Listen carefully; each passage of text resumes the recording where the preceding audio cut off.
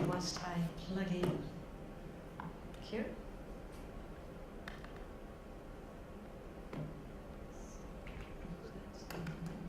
So how are we all doing today? Almost at the end. An amazing couple of days immersed in the Internet of Things. Now I'm just going to get the display and the sound, and then we can get started. Okay.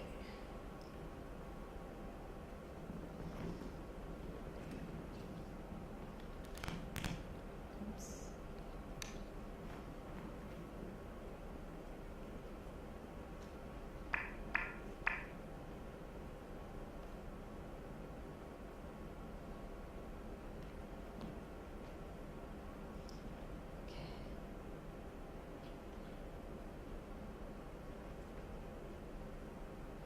Thank you very much, Mike, for that introduction. Just wait for the presentation to load.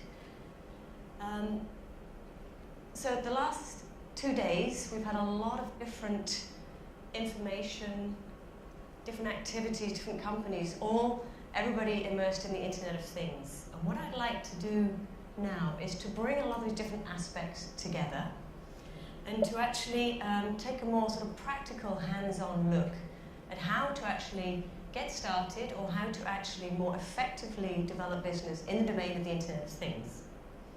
So looking at how to identify relevant IoT solutions, some of the tools and some of the strategies for doing that, and also taking a look at the business models. So I've already been introduced. As I said, so I've actually been working for a number of years as an innovation consultant for a number of different companies. I'm also formed as a network company, so working with many different partners with different specialisms. And I'm also today going to be joined by one of my partners, the incredible machine, Harm van Beek. Some of you might have already seen a presentation yesterday that they also did and joined a workshop. So they're going to introduce another aspect of the work that they do and we'll work together. But I'd like to start with a quote. For the IT industry, we've become inured and immune to new buzzwords and messages about how everything is changing. This time, it really is. All industries in all geographies are undergoing a radical digital disruption. A digital dragon that is potentially very powerful if tamed, but a destructive force if not. So what do we need to do to actually start taming this dragon? And that's essentially what I'd like to talk about today. And an approach is actually a cyclical one, focused on actually developing clearer insights into how to actually approach the Internet of Things, designing better solutions, but also combining that with developing a stronger innovation.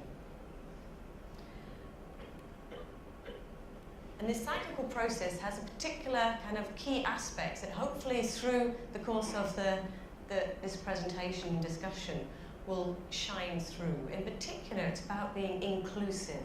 And that means including more people in the design process, people across the whole business, but also, and I think we've heard a lot about this the last couple of days, including multiple stakeholders, including more people from different companies together, thinking about things in a whole system, but also considering the whole user journey. And I'm going to show some tools that we can use to actually help support this. And given the increasing levels of complexity that we have with these systems, striving for simplicity is key. And one of the ways of doing that is to actually prototype and test early, test often and iterate.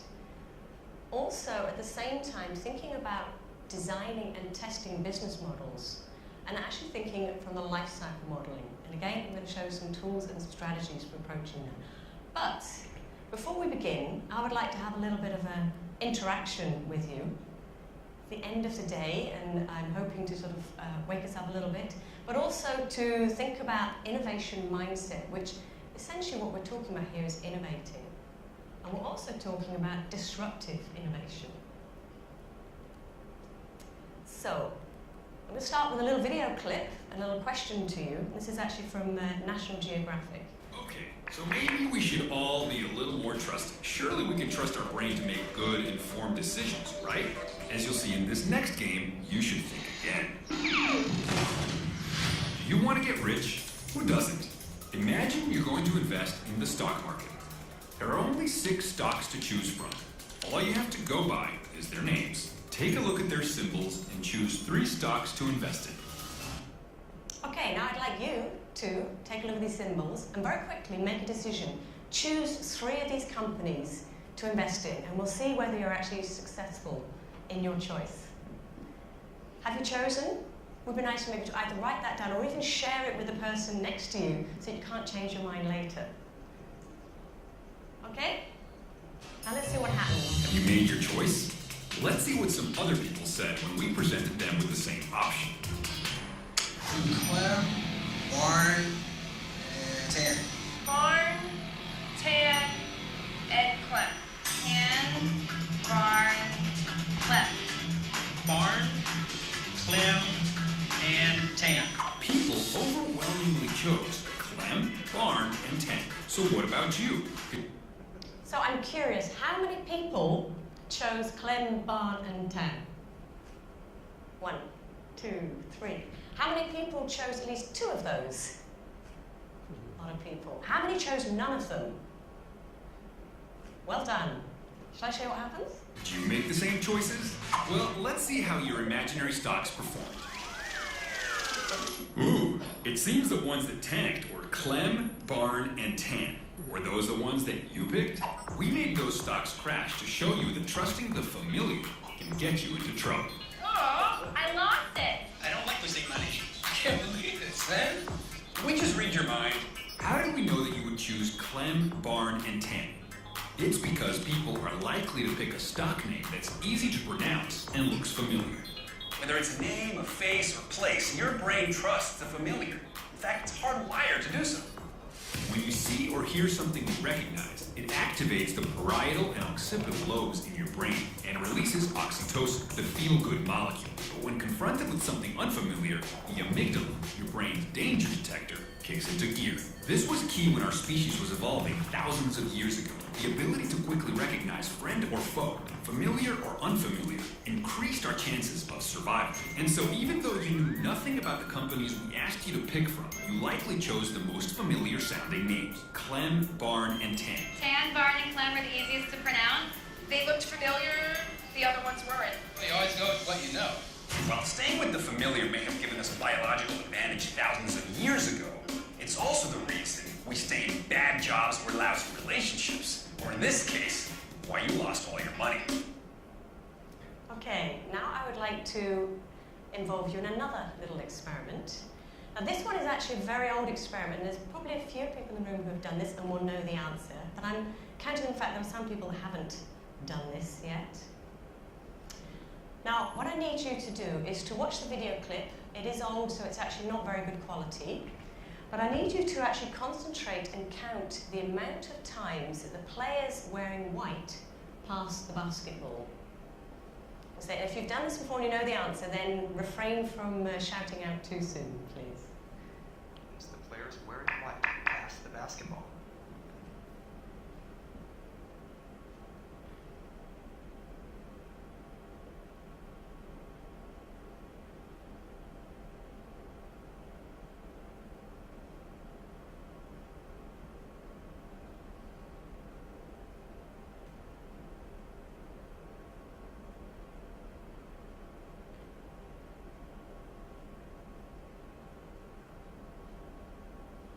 How many passes did you count?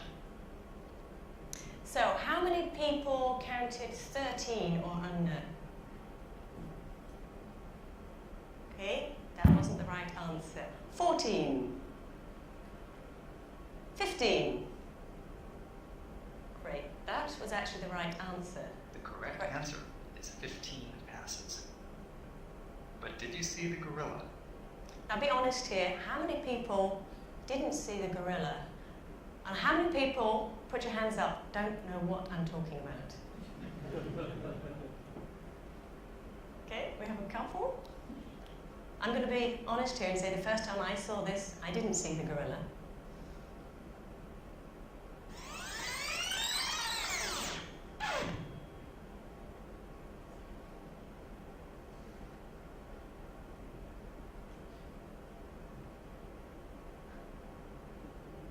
This video is from research by Daniel Simons and Christopher Chabris and is copyrighted.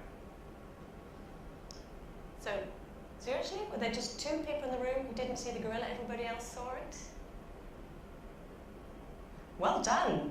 You're actually extremely good at moving your attention across multiple areas. A lot of people that see this, myself included, I did it with a group of 30 people, and of that only 2 people saw the gorilla, and we didn't actually believe that the first time we'd seen the film the gorilla was in there, because actually what we suffered was from inattentive blindness. Now, why did I do these 2 exercises with you? Well, actually it's a precursor to the things I'm going to talk about next, and it's about having the right mindset for innovation. And in particular, it's really about having an understanding that innovation is about treading unfamiliar paths. And it's actually going to feel uncomfortable. Familiarity is safe, but it will also lead to mediocrity. And if you tend to go for the ideas in the directions that feel comfortable, you're actually maybe missing out on the disruptive opportunities. The other thing that's also quite important is the understanding that what we already know is not what we need to know. And so we need the tools to actually understand what we don't know. And also to innovate is to be able to shift our attention and to discover what might be hiding in our blind spots. If our attention is focused, very concentrated in one area, what are we missing actually that we're ignoring or literally not seeing? And again, the tools that I'd like to talk through next are actually aimed to help get a broader perspective, challenge our blind spots, and actually help us to feel a little bit more comfortable with unfamiliarity. Now, there's too many different activities and tools within the cycle to go through today. So what I've done is picked out a couple in each of the steps. So I'm going to go into each of those, 2 for each of the steps, give some examples, and then also show the different tools that we use. First one, triggers, trends, and signals. Now this is actually, in my view, one of the most important ingredients for innovation. And I've been asked actually on numerous occasions to help facilitate brainstorming sessions. And then my first question is, well, what are you actually bringing into the session to help people think differently or to actually bring them out of their comfort zone? And very often I find that there's actually no new material being brought in, but the reliance on actually what's already in people's brains. But I actually advocate bringing in new material, new information, new experiences if you're going to innovate. There's different ways of doing that, so it's looking internally where you are, looking at what your stakeholder experience is, looking at user experience, I'm talking in a minute. But the external factors, the triggers, trends, and signals, what I'd like to talk about now. In the Internet of Things world, this is actually looking at what's going on in the whole world of the Internet of Things, but also looking at some key trend clusters. Now, I've been doing this for a number of years, and I have to say the last 6 months, even I'm finding that I can't keep up with the rate of change. And even every time as I'm building these tools, every day there's something new that's emerging that's actually happening, which makes it incredibly exciting and dynamic. What this tool does is actually try and cluster all the emerging new products, new systems, new activities, but in relation to application, in relation to how this is actually affecting people and businesses, from the perspective of brand, how is it affecting how people are viewing brands and developing brands, from stakeholders, but also from business, how it's affecting business models. I'll talk a little bit later about that. And also from the technological side, not so much from the standard side and from the actual deeper levels of how technology is working, but what people are doing with technology. Now, normally this is actually something we do in a workshop session. It's actually a 5-meter long poster, and it's actually a way of getting over 300 pages of PowerPoint into one overview for a discussion. So it's actually a tool for discussion. Now, in the space that I had here, in sort of the setup here, this wasn't practical. So what I have done, just to illustrate, I've actually digitized it. I'm just going to jump through and just give you a little sort of insight into how this tool works.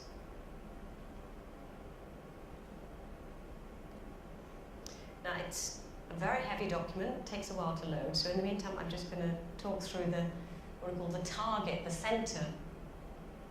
I think it's also important to say that this is a relevant tool for all types of innovation focus, and here in particular it's about the Internet of Things, which in some ways is really way too broad of a topic So if we're actually thinking about, for example, innovating in healthcare, we would do the same approach, but purely looking at healthcare. But it is interesting to have one combined with the Internet of Things, because where things are actually developing in one industry, they can actually have a very interesting, maybe triggering impact for another industry. So the target in the middle is a model. It's a model of looking at what are we talking about when we're talking about the Internet of Things. And we do this in workshops actually for companies who are unfamiliar with the Internet of Things, to give a little bit of a sense of what we're talking about. I think for the audience here today, the information we've had the last 2 days, this will be very familiar, so I'm not going to go into too much detail. The only thing is just to show that from the outside, we're talking about the sort of the functionality. We're talking about sensing, we're talking about control. This is really an abstraction of what we're talking about. But ultimately, we're going to get close to the user. What does this mean? This means that we're actually enabling deeper insight. Now, this can be insight into the body area network, it can be insight into the local area network, it can be insight into the worldwide network. But what use is this? Why do we have this? This is enabling us to actually have influence. So,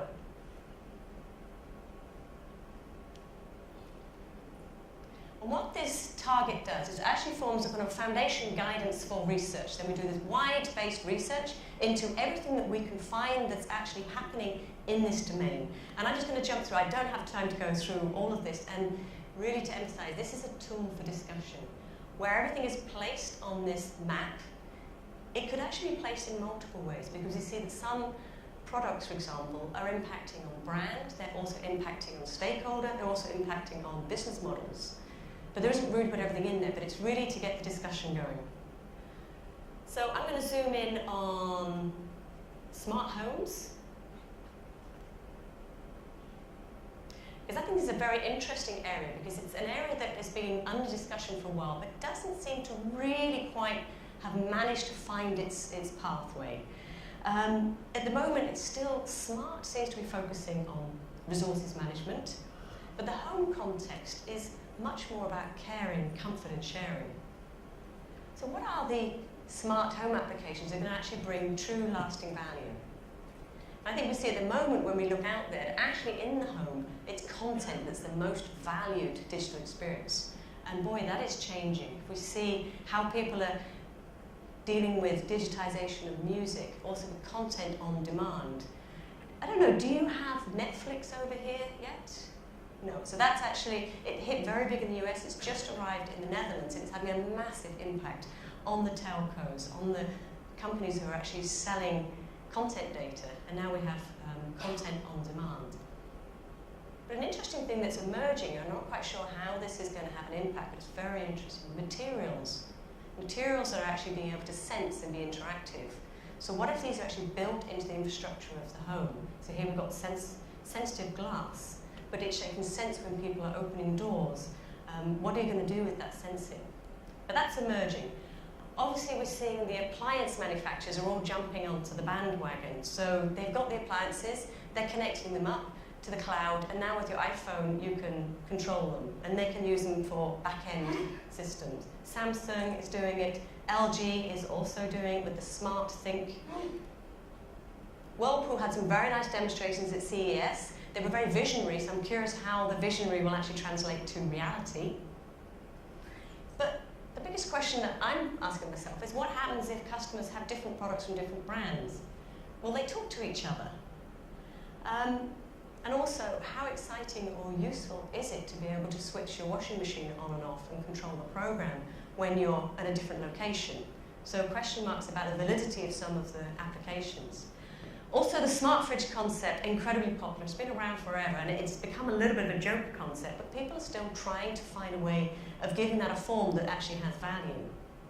But one of the things that's really critical in the home, and I think we're seeing with a lot of other applications, is legacy. So I'd like to zoom in on the Kivo Bluetooth door lock. It's quite a smart idea where they've realized that, I don't know about you, but most times when I'm coming home at the end of the day, my smartphone has run out of power. Not very good if I can't use my Bluetooth to open the door. But also, the whole family, they don't all have smartphones. So you need to actually think about combining the legacy with the digitalization. In Europe, we're also seeing the telcos are getting very interested in shifting their business towards services, mainly because of legislation and bandwidth commoditization is actually cutting their revenues. But I'm wondering if they're a little bit too late. There are a lot of newcomers coming, and actually my friends tease me a bit because I'm a little bit addicted to Kickstarter. But there's some amazing stuff actually coming up through on Kickstarter. This is one example that I've been following this now for over a year and a half, Ninja Blocks. You can see when it first launched it was very rough, a 3D printed block. Within about 6 months they changed the form, but it actually enables you to understand it has things that sense and things that do, and it's connected to a cloud. But within less than 2 years, they've dramatically changed and they've started developing a platform and an ecosystem. But also within that ecosystem, they're enabling people to have a little bit more control. Arduino compatible. I think we've heard a lot about the interesting developments with Arduino. Also within each of the blocks, it's got an open source computer running Ubuntu, so people can actually upload their own applications. I don't know about you, but for me that sounds far more interesting and inspiring than having a whole series of one appliance maker's devices all controlled from my iPhone. We saw a great presentation this morning by Philips on the Hue, and this is one I've been following for a while. One of the things I think that's very interesting about this is it's not about switching your lights on and off. That is not really bringing value to people. What it does do with the colours is it enables people to change the experience in the home, and I think that's one of the reasons why it's been successful. But 2 years after it's launched, they've gone from controlling this wonderful coloured experience, and the next products they're launching is a white light bulb, which makes me kind of wonder what's happening with the whole platform thoughts and ideas. They do have the 3D printed lamps, but this is actually really niche. These are quite expensive, and I don't think it's, for me, it's not really talking about the potential that they have there with the platforms. I'm hoping to see more. 2014 being hailed as the year of the wearables, kicked off in a way by Pebble, one of the most successful Kickstarters. They actually wanted $100,000. They got over 10 million. Google Glass, everyone knows. This is a very recent Kickstarter, also an interesting development. So we have the fitness tracker, heart rate monitoring, and MP3 player. But you know what? When you go jogging, you can leave your phone at home. Everything's actually embedded now into these earpieces, including enough space for you to take your music with you. And all of these developments, the wearables, very much linking up to the quantified self movement, which has been going on for a long time now in the experimental way, but is starting to get more into the commercial, into the sort of the everyday person's life. And we see also Docomo has actually been, I think one of the telcos is quite advanced actually in more of the connected devices. And what's enabling this? Again, I don't think I need to go into this. We've had a lot of people talking about Arduino, the Raspberry Pi, the cheap computer.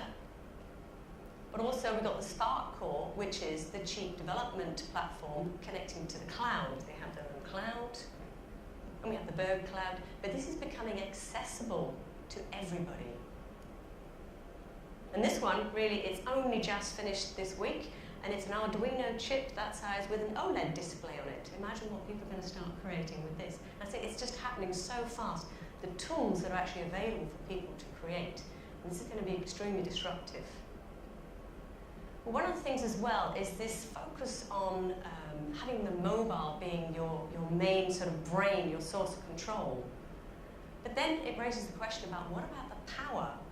As I said before, I mean, my phone's always running out of power. In fact, I carry a power pack with me a lot of the time when I'm traveling. And when I'm at home, my phone is also always plugged into a cable. So using it for controlling things around the home is really not very practical. I'm working with a startup at the moment who actually is looking at tackling this problem with a kind of a mobile battery loan system, particularly for events or for people who are actually in very busy parts of the city. It's going to be interesting to see how that develops. But I'm quite surprised to see, well, I actually see hardly any people who seem to be tackling this. You're going to be running out of power, but we want you to keep using your phone because we want you to use our app, because our business model is based on it.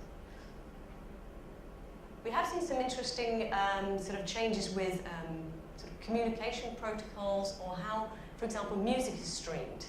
Apple, I'm sad to say, because I've been a year-long fan of Apple, are falling way behind.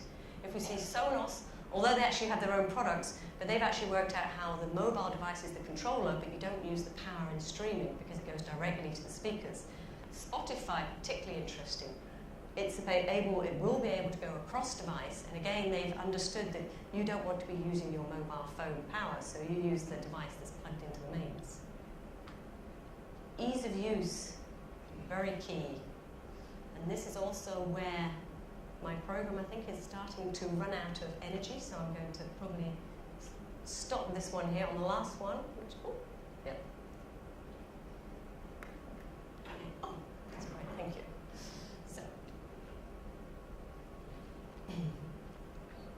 So talking about scalability later, so I actually pushed that program to the limit, which is why I prefer to work with a printed version.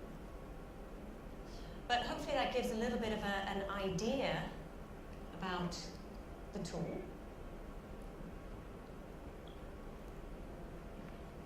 And it's not meant to be presented like that. It's meant to be actually for people to be able to have a look and discuss. And what we do is actually then work with, in the group discussion, to say, well, what does this actually mean? Why are people doing this? Why are people developing this? What does this mean for my particular business?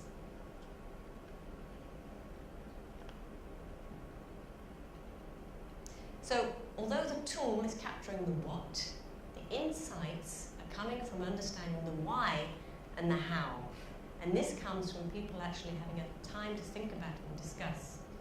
It gives the ingredients. And actually for ideation, I like people to actually have a session where they're getting immersed in the what, the why, and the how, and then leave at least a week before starting to actually process that into new ideas.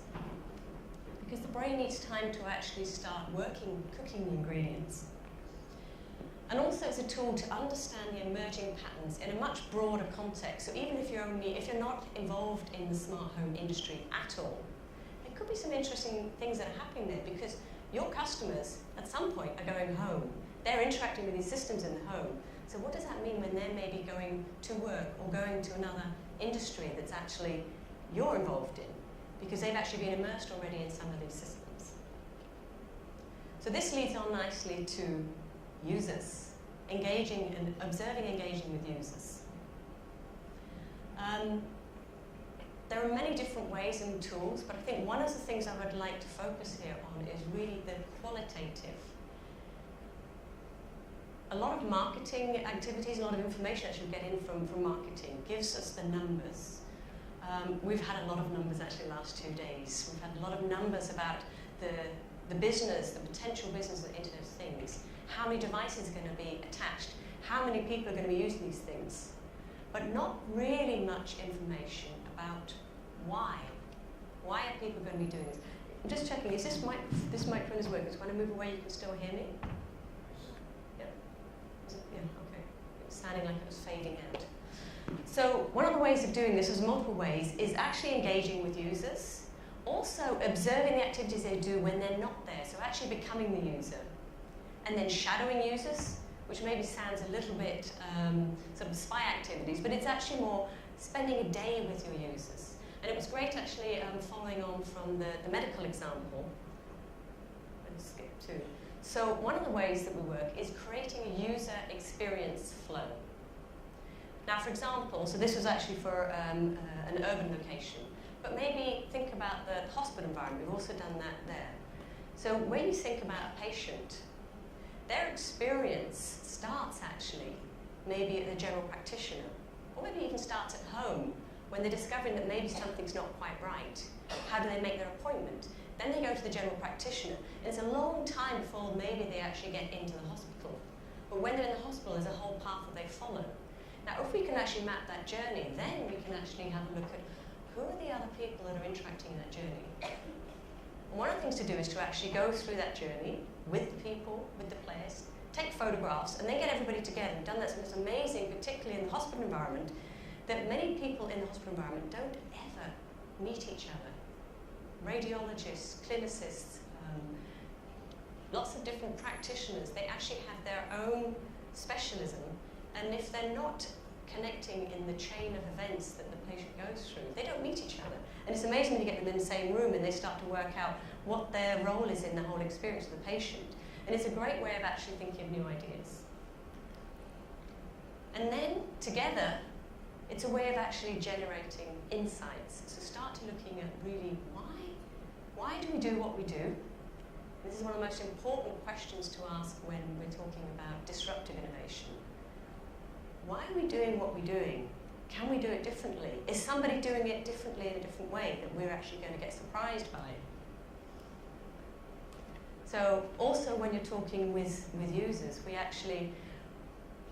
it can almost sound like it's irritating. So if you ask a question, ask why 3 times, and you will actually get a deeper level of insight as to why they feel in a particular way, why they behave in a particular way. It's also very useful when you're doing user involvement, engagement, to ask people to take pictures of their experience. And then they can act as props where you can sit and actually talk and say, well, tell me about this picture. And it's amazing how people will get engaged talking about something visual. And also critical, enable your team, if they're involved in actually innovation and thinking of new ideas, in a day in the life of your customer. It can be a very powerful tool.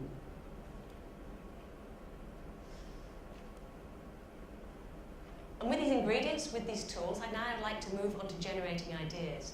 Now, I think for many people think, well, generating ideas, that's actually one of the easy things to do. And indeed, coming up with lots of ideas is easy. What I'd like to do is to introduce a few tools that can maybe also introduce different ways of generating ideas to enable you to also maybe come up with more innovative ideas or ideas that have a little bit more substance and actually a little bit more longevity when you want to take them through to development. Now, one of the recommendations is to have templates ready. So whenever you're having sessions with your team, when you're discussing things, have a place where people can capture ideas. Another thing that's really useful is to also have a wall where people can actually stick up the ideas and other people can come by and be inspired and maybe leave notes. So actually sharing ideas and letting ideas grow. But there are different ways of generating ideas. And the interesting thing also is to understand that different people think differently. And so different people will actually have different ways of thinking about ideas. So this way is actually what I call sort of the static idea. So there's a description and one image. And here's an example. But what this is one concept of a product, but if you actually think of that in different contexts, it will give you completely different requirements for development. So this is actually a flying drone light. Now, one way you can think of it in an area that doesn't have an infrastructure. And then you think, well, actually we want these lights to communicate to each other, and when they're running out of power, they fly back to base, and maintenance is at base, and maintenance no longer has to go out. But what if it was personal? And I can actually use it as a cyclist to warn people that I'm actually cycling past them, particularly large trucks. I need 2, I need smaller ones. They need to charge up on the back of my bicycle. They need to be able to have a backlight. But what if I'm actually looking at this product for search and rescue? For example, large-scale search and rescue in an area that's actually been hit by a natural disaster. Then I need swarming technology. Then I need communication between the different drones. I need them to be able to sense where people are. But I also need them to be able to stop and stay in one place and actually highlight to people in the area that this is a place to come and rescue. So for each of the different contexts, one idea, completely different technical requirements. And also, at the same time, then you start getting a picture of what kind of system do I need. So you can use this template to actually start drawing a system. And then use it in discussion with the technical team. Say, well, how can we do what we need to do? Help us actually build a system, background, architecture for what we need to do.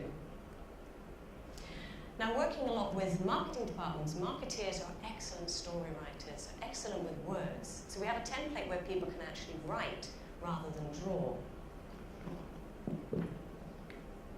But the thing that's important here, it's about writing and thinking about stories. So how many people, by any chance, were in the workshop, in Incredible Machines workshop yesterday, and actually had a go at doing this? Okay, got a few people. So this is actually about thinking, for example, in the user journey, or thinking in time. And there you'll get different ideas popping up.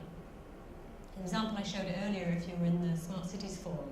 So actually taking people through a journey, and through that journey, seeing how your solution can actually change their experience, enhance experience. And then another way is actually having a storyboard of a product. And here is one product, but this storyboard actually goes over a couple of years.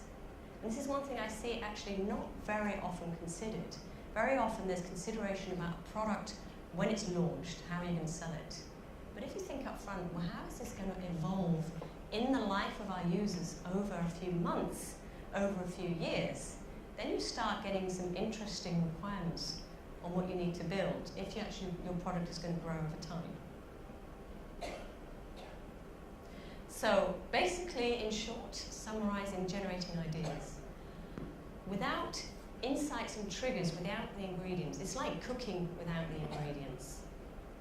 The different templates encourage different perspectives, and I think if you're developing in one concept, it's interesting to take it through the different types of thinking and see what this inspires from your requirements. Visualizing ideas not only helps to record and communicate, it also forces a degree of consideration, thinking a little bit deeper about the relevance of your idea. And if you can't draw, what we often do is actually, even in brainstorming sessions, bring an illustrator in. There's a lot of illustrators who can actually draw very, very quickly if you describe. And it's very, very useful for communicating through the organization, including more people in the creative process. So at this point, I'm now going to ask Khan to come up and talk a little bit about experience prototyping. Because we have an idea, but now we want to actually get a sense of how people are going to experience it. Yes, yeah, so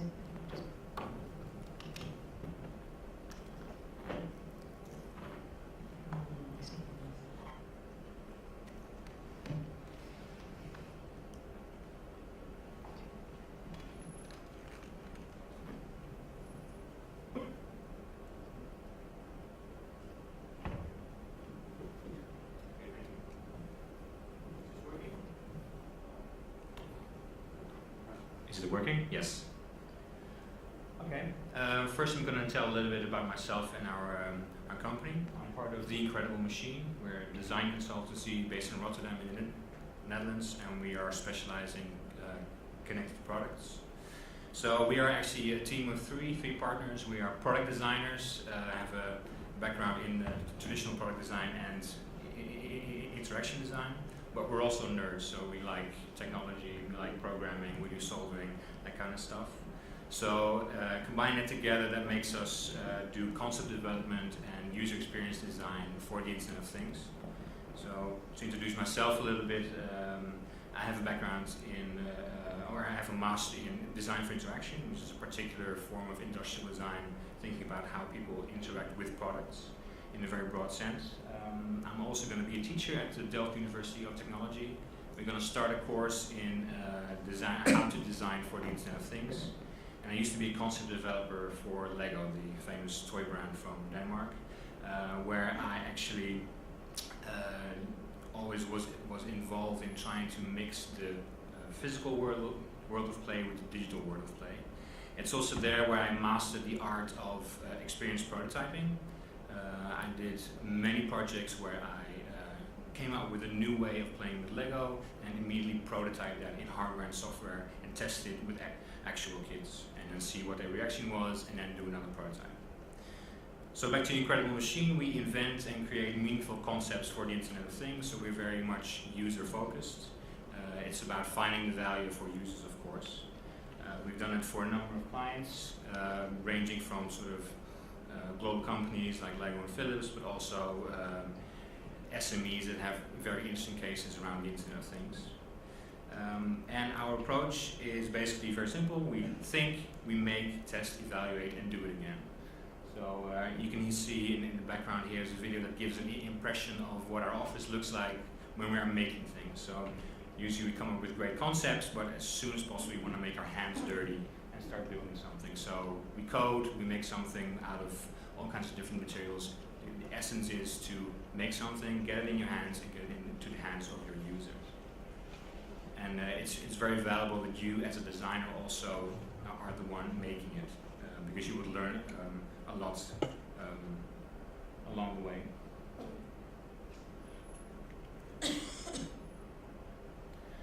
Because it's all about validation, of course. You have a great concept, or you have a concept. We're assuming that you've done the strategic work and you've done all the ideas, made great sort of user flows, great, but how can you know for sure that your idea will work as you intended to?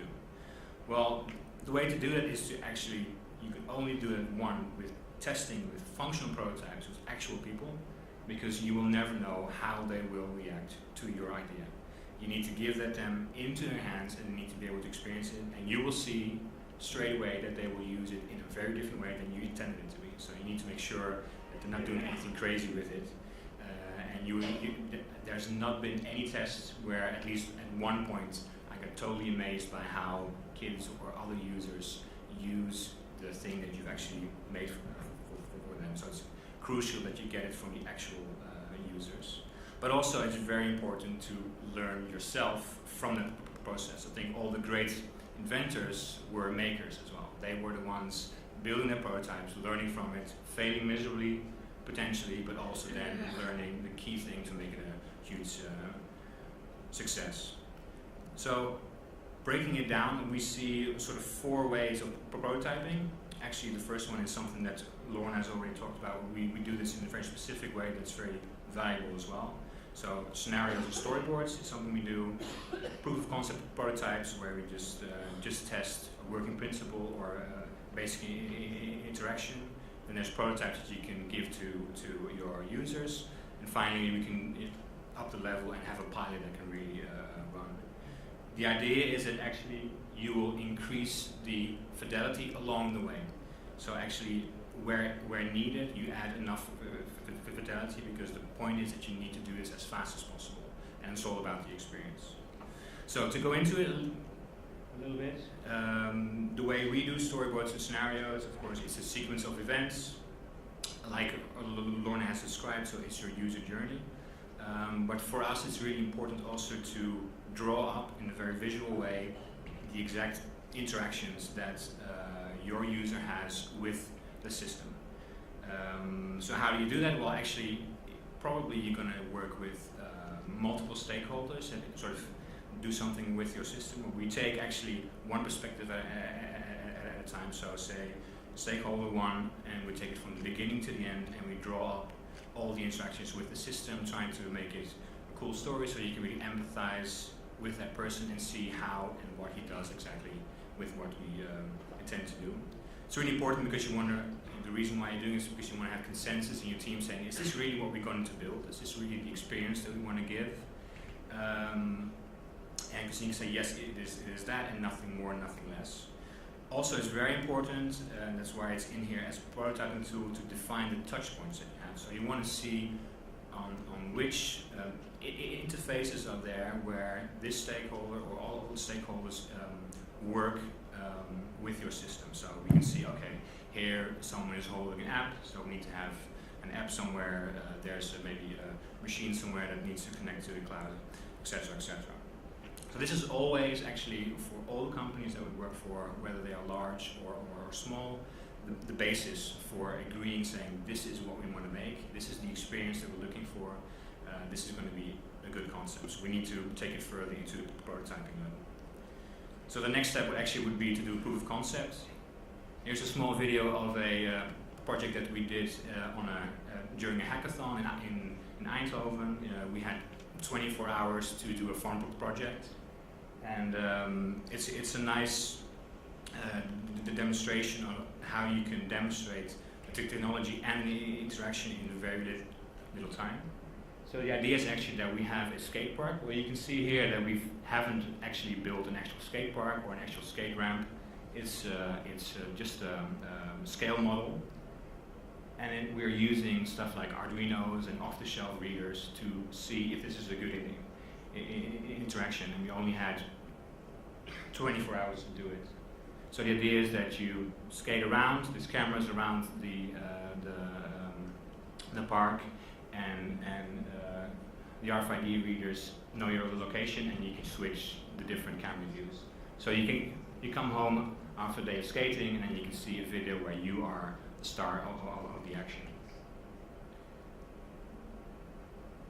So this is actually very quickly made in only 24 hours. That's possible because we're using off-the-shelf technology. And actually, it was really useful to convince people that this was a good idea. Not only ourselves, but actually when we were there was someone from the city of Eindhoven who was so convinced by it, and he actually put us in contact with a skate park there. And so that actually was the trigger for us to take the project further, and I'll show you next what happened then.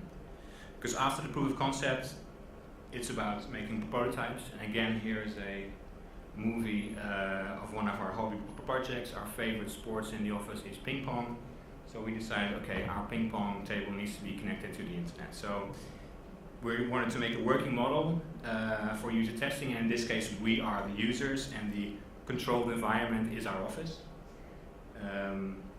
So we built the ping pong table with the actual technology, so it's using Wi-Fi, and we figured out what kind of sensors would really work. And then now we have something where we can experience what it is to play a game of ping pong, and the table is smart and actually keeps our score.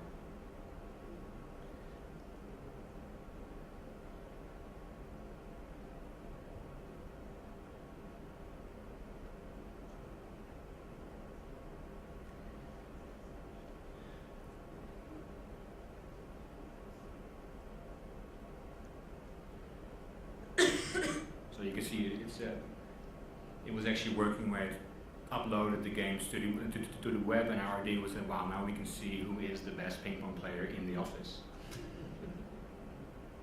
So it was actually really useful for us to, as the users, to experience the interaction, learn also from observing other people play with it, but also we learned from building it because we understood sort of the difficulties in using sensors, the difficulties in connecting to Wi-Fi.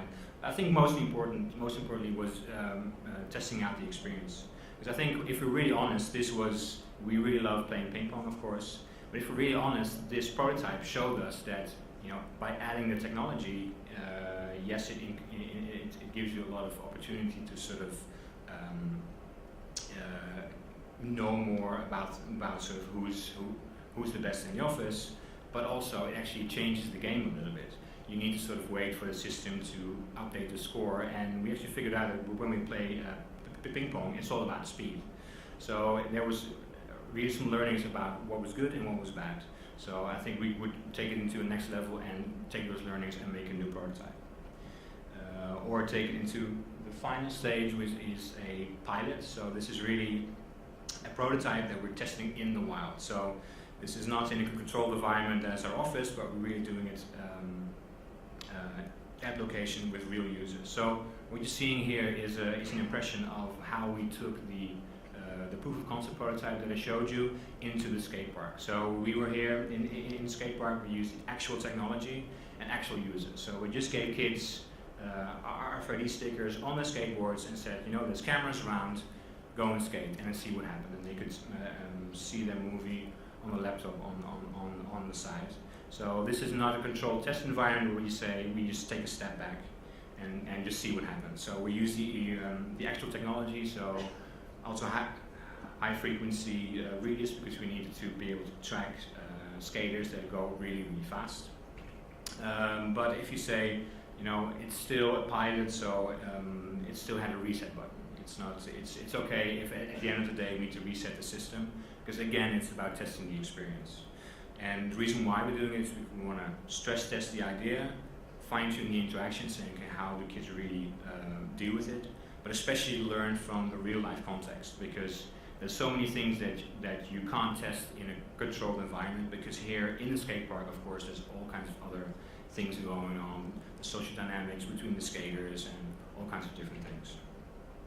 Another example is a tea shop that we've built. It's opened in Rotterdam, and the idea there is that you can, on iPads, create your own tea. So you can choose on different teas, different toppings, different flavors, and the idea is that you can claim that tea to be yours, and you can share it with other visitors of that shop. And if they buy your tea, you'll get loyalty points. So the idea is that you can be very proud of your creations. Hopefully a lot of people will love your tea. And we have sort of a loyalty program where you can then sort of exchange the points that you earn for free cookies or so on. So again, that's something that we needed to test in a pilot. So this is in the actual shop. These people are paying for their tea. They are going to enjoy the tea as well. So this is very, very important to have first sort of take on how, in the real context of this product, do people react to it. So those are roughly sort of the 4 steps in experience prototyping that we do. And the most important thing is that experience is always king. So you need to adapt your method of prototyping towards the experience. So what you're seeing here actually is a little prototype of an interactive pitch that we made for IKEA. We made it in a day. If you want to see sort of video of that, I encourage you to go to our website. And actually, the secret behind it is that we just used a standard mouse and a USB key to make this. But no one really knows, because if you close it up, there's an experience behind it that's way more powerful than actually the tools that we use. So it's about using the tools that you have in a smart way to really create a great experience. So that's it. Here's another example of a clock that we made, a prototype that sort of shares our Google Calendar. So if you want to know more about experience prototyping and what we do, I encourage you to go to our website or ask me afterwards. Thanks.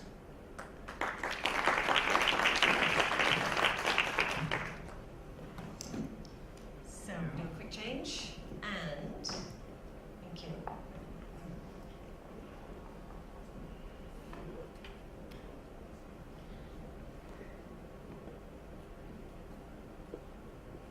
And I'm very quickly going to just show you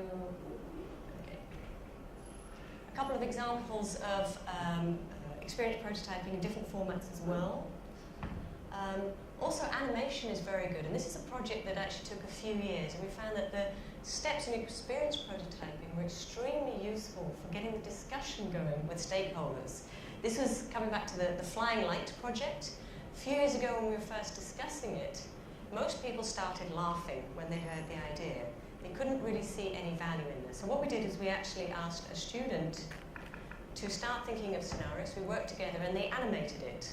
I'm going to show you a little clip of that, and then I'm going to show you the experience prototype that was actually then made and discuss a little bit of what we learned from that.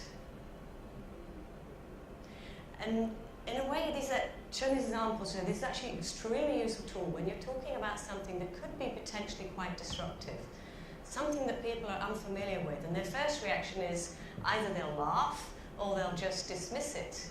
So it's actually finding the tools and ways of getting the discussion going. So, well, let's not dismiss this crazy idea. Let's find ways of actually being able to discuss it and see what the possibilities are. And it took 2 years from actually the development of this video to then get the go-ahead to build the prototype.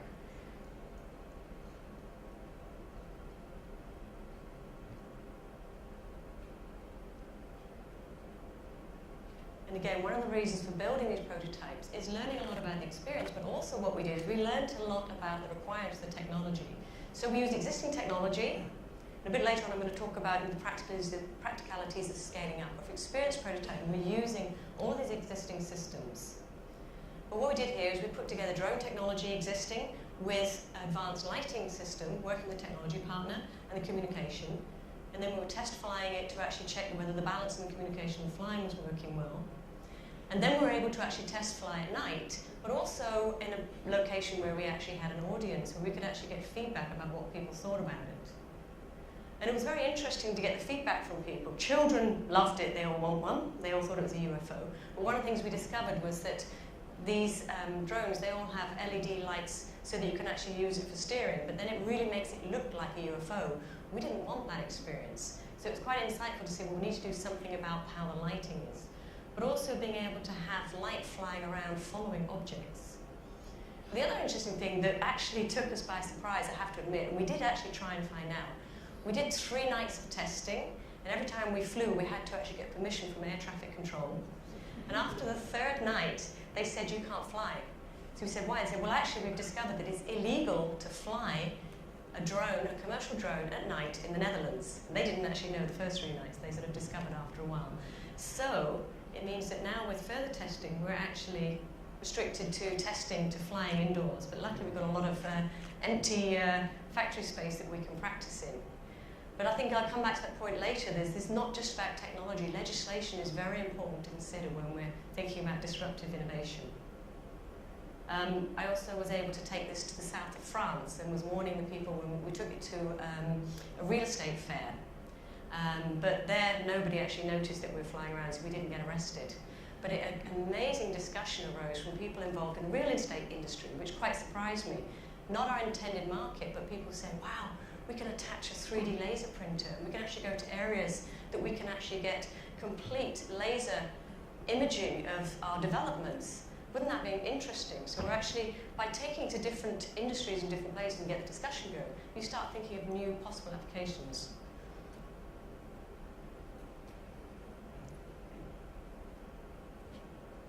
So I'm now going to sort of conclude on how to actually develop these ideas and these prototypes and the experiences that we've learned. What does this actually mean for business? Talking about business modeling. What do we mean by a business model? In short, I think most people will know, but just to sort of clarify, we're talking about the same thing. It's basically a representation of how an organization creates or intends to create value. But what we've seen now, particularly in the last few years, that business models have the power to disrupt complete industries. If we look at the digital photo industry, if we look at the airline industry, we look at digital content. Established companies can be challenged. Look at the struggle that Nokia is having at the moment, the Kodak moment. And it can actually also challenge the way that people do business. And the Internet of Things is really set to accelerate this disruption. And so I think the core message here is that it's not enough to develop lovely value propositions and experiences for your users. In parallel, included in that process, in that cycle, is considering what is the business model behind this concept. And I'm just going to show a very short clip from an interview with Jeremy Rifkin, where he, I think in a very provocative way, talks about the effect of the Internet of Things on business. He's just released a book. I wouldn't say I particularly agree with his views, but I think it's quite interesting to provoke a discussion. Oh, just.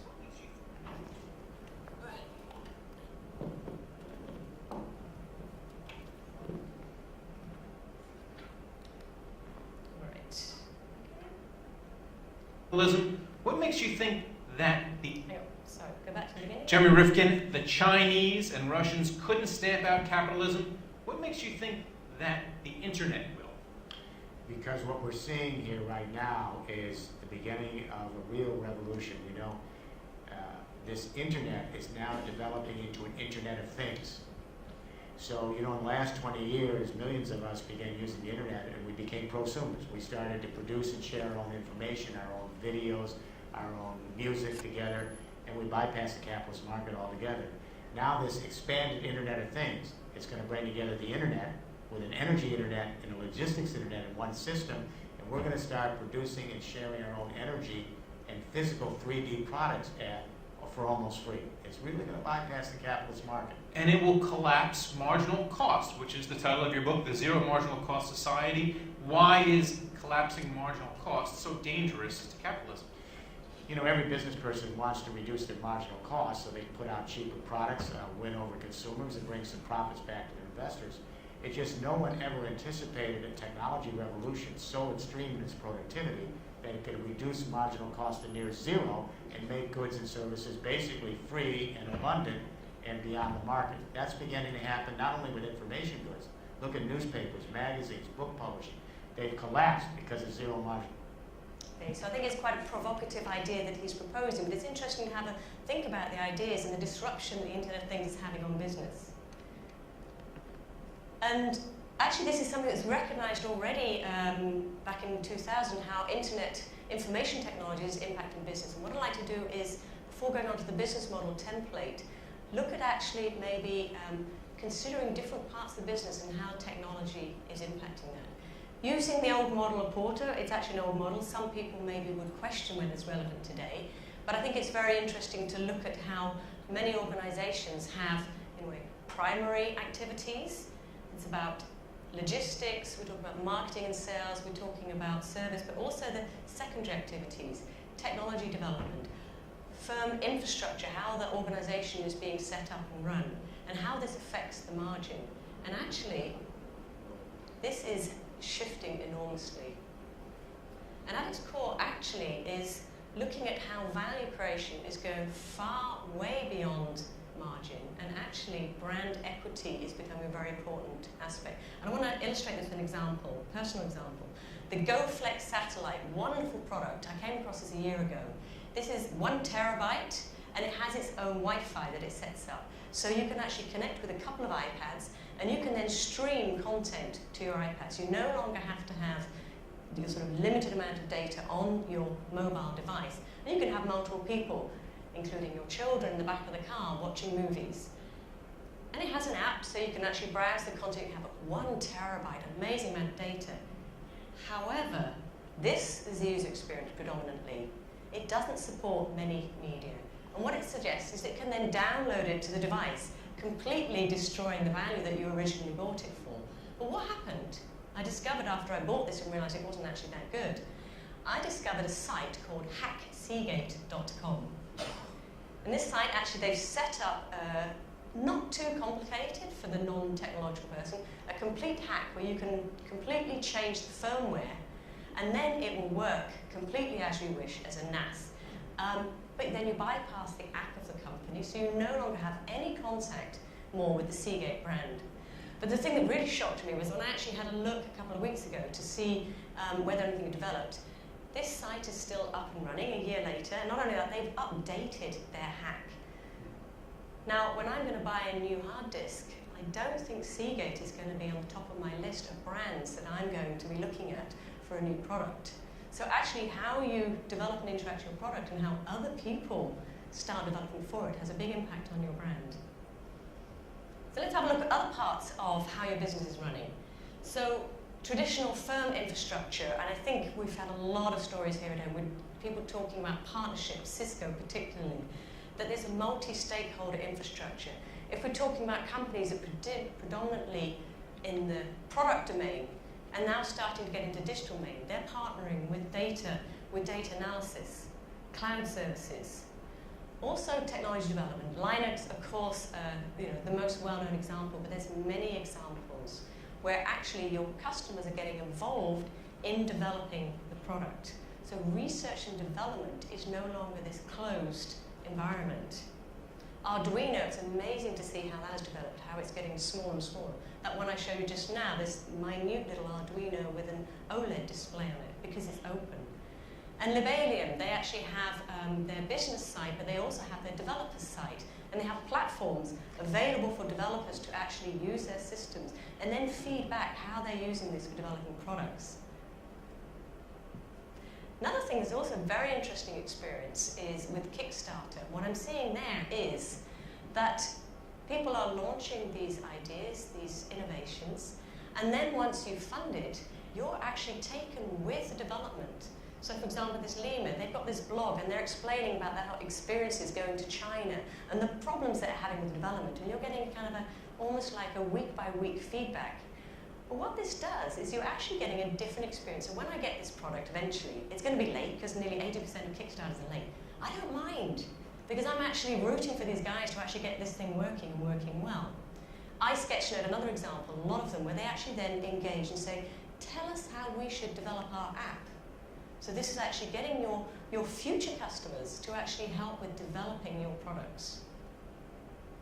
Also, we're having customers involved in the manufacturing process with 3D printing, but also with the apps. There's a lot of different systems, software and hardware, where people can start creating parts of your product. Content, of course, is one of the forerunners there. So thinking Wikipedia, YouTube, Facebook wouldn't be anything without the content that its customers are creating. But also, customers, consumers, are getting involved in the marketing activities. 3D hubs is very interesting. So anybody that has a 3D printer can connect up to these hubs that are sort of growing all over the world. And then you can actually log in, put up your design and it will actually get printed by someone else, a private person, not a company, who can then actually use their printer downtime. Also, eBay, Amazon, they're enabling people to use their platform as a marketplace. So consumers are getting very active. And this is a little bit, I think, to what Jeremy Rifkin was referring to, that more consumers are actually sort of taking sort of marketing in their own hands. What does that mean? And I think the question is like, wow, how is this going to impact the business I'm in? What kind of threat is this, but also what kind of opportunity? Viral marketing, again, this is the example I showed earlier. But within the space of a few days, through the viral communication, they didn't do any marketing other than putting a video on Kickstarter. And within a few days, they got over $3 million backing for the development. And then we have the communities of practice, open remote. So they're actually, I mean, this is one example, but there's many examples where you actually have forums where people are actually getting involved in the development of the product, the software, but also the experience. And this one I like in particular as well, where this is the operating system is launched before the product. So this was actually a computer that's being put together for children, runs on the Raspberry Pi, which means anybody that has a Raspberry Pi got the operating system, and this complete package that they launched on Kickstarter is actually not being delivered until June this year. But they've now already got a whole bunch of people around the world writing their user manuals in different languages, playing with the operating system and working out how to actually develop it so that you can connect it to an iPad, connect to other systems, and people are actually using it before they've actually launched their product, which is amazing. And what this means actually is that throughout the whole business, and this I think is something that hopefully will leave as a trigger, it's involving customers in every step of the way. And I haven't gone into too much detail about all the things, but in supply chain, in logistics, in R&D, all the different aspects of the business that traditionally were very closed and perhaps didn't even talk to each other. And that's one of the elements of this integrated design. If you're starting to think about concepts, we're moving to business models, getting people involved in the supply chain, getting people involved in different parts of your business, working together on developing ideas, because it will impact every part of the business. And this is a tool that's very useful and probably, I'm guessing, familiar for most people. Hands up people who've used this tool. Okay, quite a few people. If you're not familiar with it, then I'm not sure if you can read, but www.businessmodelgeneration.com. It comes with a book which describes in much more detail, but it actually highlights many different parts of the business that you can actually start investigating and actually being creative about what are we actually doing here?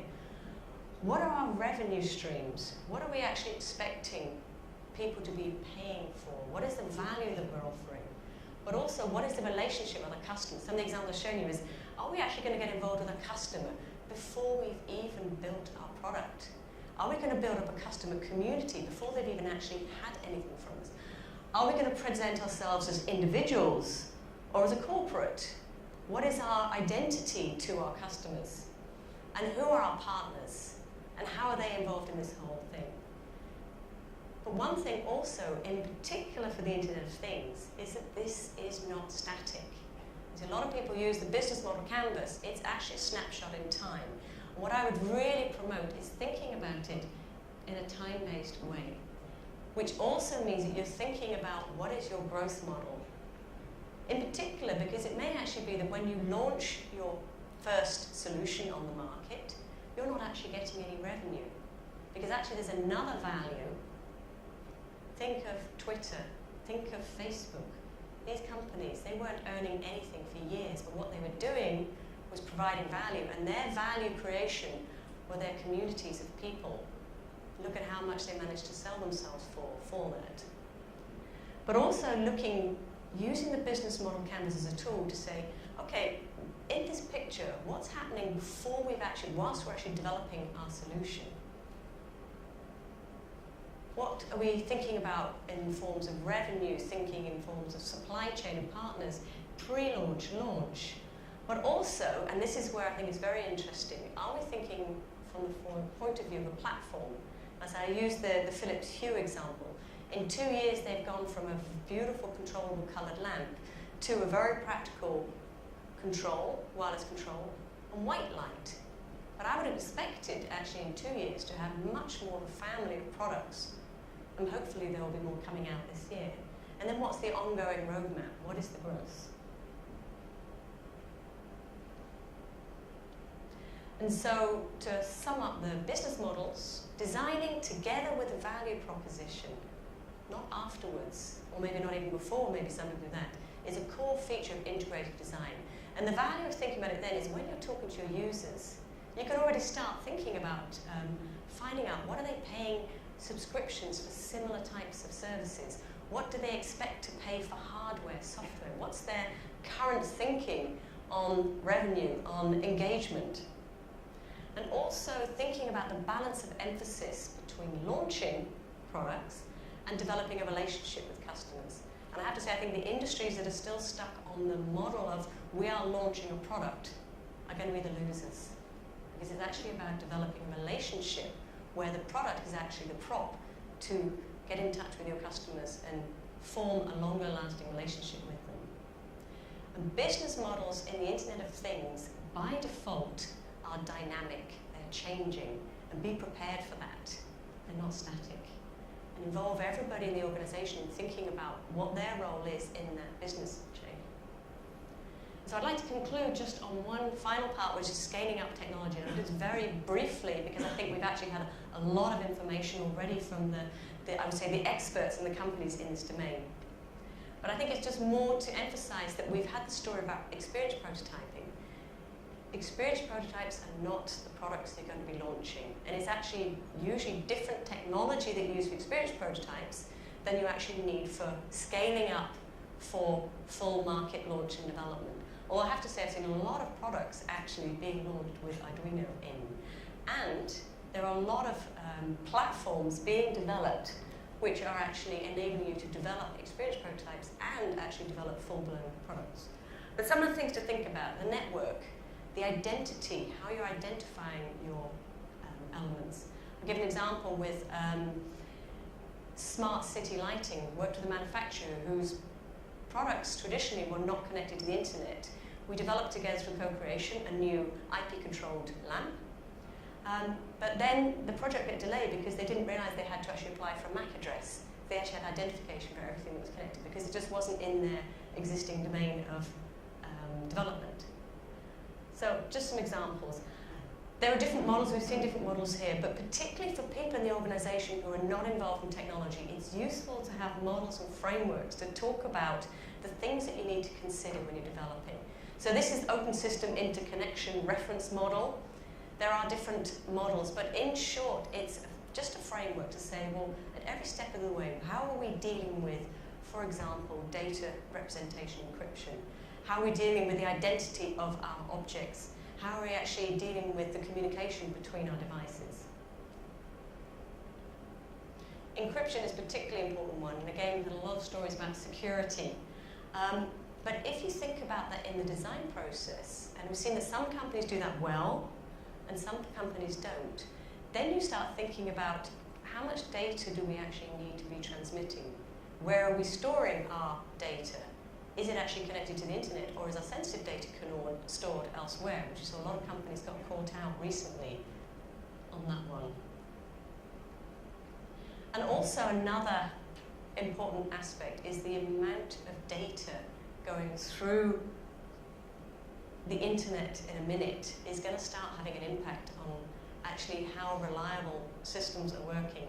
Future growth is absolutely staggering. This is from Intel. Which means that decisions need to be made on which communication technology you're using. And again, it's interesting to then, in the design process, to start thinking about how far does our data need to go? How often does our data need to transmit? Only transmit as much data as you need. Are we going across kilometers, or can we actually go just across meters? Do we need to have fast? Do we need to have heavy? How are we paying for this? Because everything you have to pay for. And building this into the design process, you can actually be creative about which protocols you're using. A really nice example of this, maybe, is this product, Lively, or System. So it's actually in the US, and it enables, well, it's actually supporting the elderly to stay at home by monitoring their activities learning about the activities, and actually being able to share that with the family. Now, one of my contacts in the Netherlands bought this when they were in the States, brought it back to try it out, and then discovered that they're using cell rather than Wi-Fi. They kind of assumed it's for the home, they'll use Wi-Fi. But they didn't. They've actually used GSM. And actually, if you think about it, it makes sense. Because of the target market, you want to be able to just plug it in and you want it to work. You don't want to have people, the elderly generation, having to work out how to connect it up to a Wi-Fi. And does everybody have Wi-Fi? Maybe not. So they actually opted for a more expensive, but much more fitting with the market form of communication. But it only works in the States. So when some of the Netherlands buy it, they can't actually use it. Scaling down size, lots of different examples. So that microview I talked about. Interesting to see that Intel is jumping off the bandwagon. They've launching this Edison. You've got the tiny Duo, so you've got lots and lots of different platforms, and it's moving so fast that I think it's actually extremely interesting to see the different capabilities that each of the different platforms is offering, and how that matches with what you're actually looking for. Power is an enormous issue. And so we've got developments, for example, with the network on a chip, where actually it's possible, if you're developing your own chips, to speed up the communication and reduce the power. And also the form of wireless communication has a massive impact on power.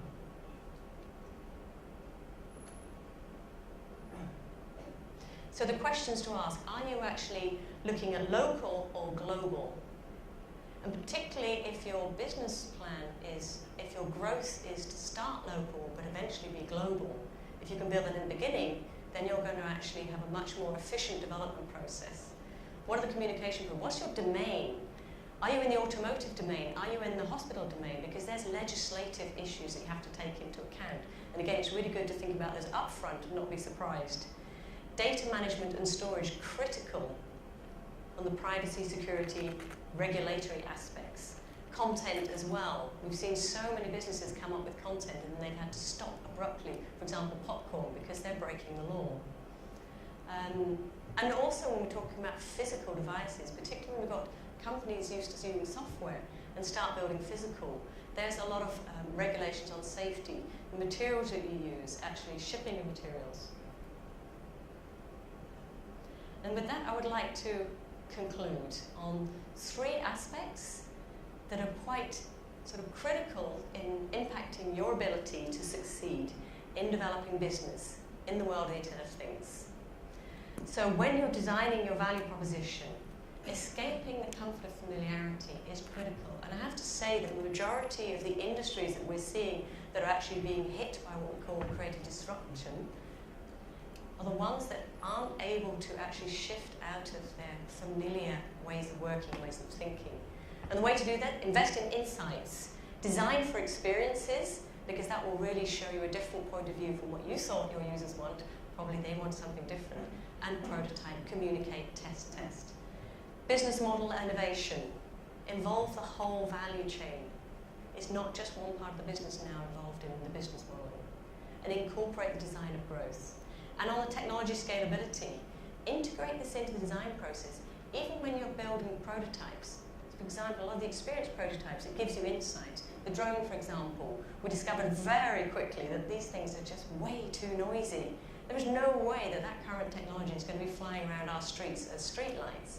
So that gives an indication of what needs to be developed on the technology side, as well as the balance and the control. Oh, and the power. The one that we had would only stay up in the air for maximum 20 minutes. So by building experience prototypes, you start getting insight into what you need to develop. Designing in context. Again, stupid things like the amount of noise that something makes, or the amount of time it takes, can actually be a deal breaker when it comes to usability. And so even when you're on technology scalability, prototype, engage with users and test. Again, test. And if you engage with your users, they will actually be more forgiving when you get it wrong first time. And the most important thing is the ability to see all of these things as interrelated, and the people involved in these actually working together. And it's a dynamic process. Thank you. And I think time is up. I don't know if anybody has any questions, or if if you wanted to complete then. Anybody got any questions?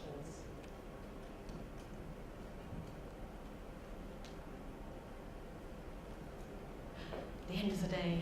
Oh, I have a question. Yeah. Yes, could you, like, I perceive these ideas that you presented more like for small companies, startups. Could you also use this in a big company if you want to invent something new or go new ways as a new I'm very pleased to hear you say that because, funny enough, I quite often get the opposite saying because I've done a lot of work for corporates. Unfortunately, most of the work for corporates we can't show, so we actually show the sort of the smaller examples. But this is absolutely and sometimes even more critical for larger companies because their larger companies that have been established quite a while have more of a struggle of shifting out of the familiarity. So these tools in particular are useful for getting more parts of an organization talking together and looking at where the disruptions are coming from angles that they haven't even considered. So absolutely, definitely.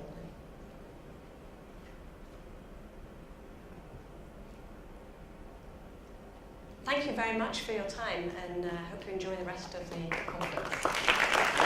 Thank you, Lorna.